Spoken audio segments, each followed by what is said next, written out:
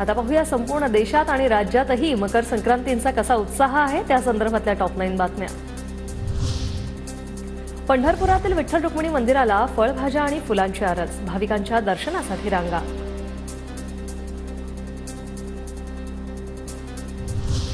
अमरावतीमध्ये राणा दाम्पत्याच्या वतीने पतंग महोत्सवाचं आयोजन, हनुमानगढीमध्ये पतंग महोत्सवाची धूम।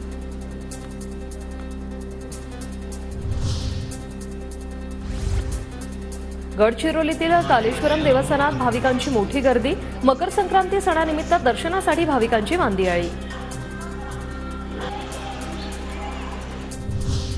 नाशिकच्या रामकुंडावर तीर्थस्नानासाठी हजारो भाविक दाखल, मकर संक्रांती निमित्त तीर्थस्नानाचं महत्त्व, देशभरातील तीर्थस्नानांवर गर्दी।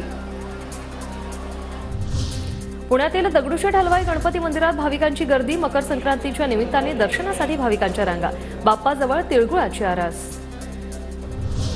मकर संक्रांतीच्या दिवशी त्रिवेणी संगमावर 60 लाखांपेक्षा अधिक भाविकांचं स्नान, लोकांमध्ये आनंदाचं वातावरण। नंदुरबार जिल्ह्यातील अतिदुर्गम भागातून वाहणाऱ्या नर्मदा नदी काठावर हजारोंच्या संख्येने गर्दी, मकर संक्रांती निमित्त नर्मदा नदीमध्ये स्नान करण्यासाठी नागरिकांची गर्दी, स्नान करण्याचं आहे विशेष महत्त्व।